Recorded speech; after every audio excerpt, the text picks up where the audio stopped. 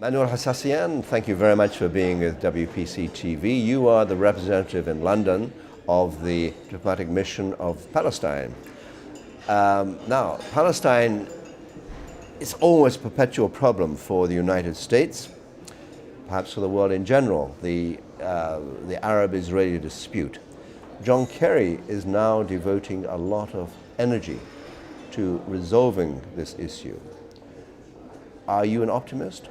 Or do you think that a resolution is still a very long way off?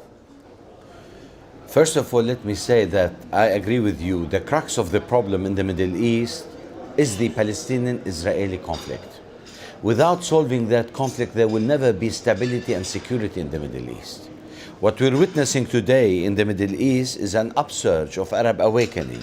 It's like a tide that will subside in the final analysis. But it is not the main source of instability and insecurity. I think Israel has to understand, without resolving the Palestinian issue, by having our independent Palestinian state on the 4th of June 1967 border, Israel will continue to be a pariah state. And that's why I think the latest rounds of talks, sponsored by the United States, spearheaded by John Kerry and Martin Indyk, I think, the intentions are well. And John Kerry is putting and devoting a lot of his personal time. He wants to ice break this conflict because he believes that any break in this conflict, in any resolution to this conflict, in the final analysis, will create stability and will secure U.S. geostrategic and national interests in the Middle East. That's for sure. But for the short run, I'm very pessimistic because I don't see anything moving after 20 rounds of talks. Settlements are still being built. The Israelis are putting new conditions on the negotiations. They're just focusing on the question of security and borders. Nothing is being discussed on settlements, Jerusalem, water, and what have you. And in the final analysis, when they talk about security for the Jordan Valley, how can we talk about a two-state solution when the Palestinian territories are geographically non-contiguous? And Israel, with its systematic policy of building settlements and expanding settlements, are really aborting the entire idea of a two-state solution. I seem to remember someone saying once that American foreign policy can only concentrate on one thing at a time. And you have the Syrian conflict, you have the question of Iranian nuclear program. Does the Arab-Israeli issue, despite the efforts of John Kerry, in a sense get put on the back burner? Something which is not going to explode, something in which Bibi Netanyahu seems to be not exactly energetic. Do you worry that things will simply be left in cold storage?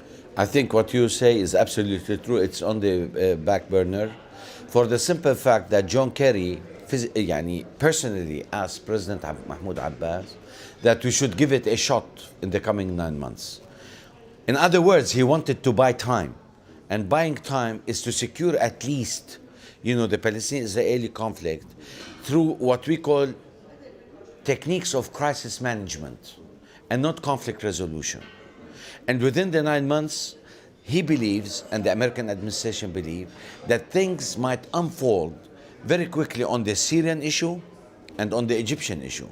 So actually what the Americans wanted from Mahmoud Abbas, our president, is a moratorium in order to try more or less to see how things are going to develop on the other fronts, which are considered to be of really basic concern today in the Americans as an immediate concern.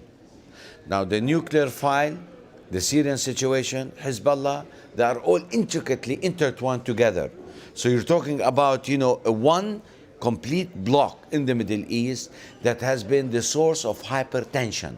And that's why the Americans are focusing on those issues by not being proactive the way they should in the process, but by being bystanding away and looking how things are developing with the emphasis that the Europeans might bear the brunt, But a constant criticism of the Palestinians is that you say that the Palestinian territories are not contiguous, but also you could say politically they're not exactly contiguous. You have Hamas in Gaza, and you have essentially Fatah and allies. I totally agree with you, but you have to bear in mind that the PLO has always been the chief interlocutor with Israel when it came to negotiations.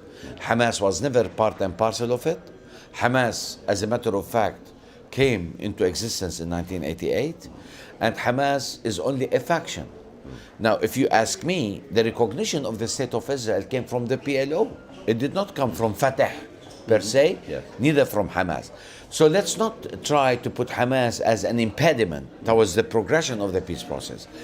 I come from the school of thought which says, if we have a breakthrough with the Israelis, and this is a long-term shot, it's wishful thinking, maybe it's a thoughtful wish, all right? That will facilitate the process of co-opting Hamas into the process. But since there is no breakthrough, no release of political prisoners, no stoppage of building settlements, nothing is moving on the ground. Hamas will always gain the momentum and the power that the peace process is a failure.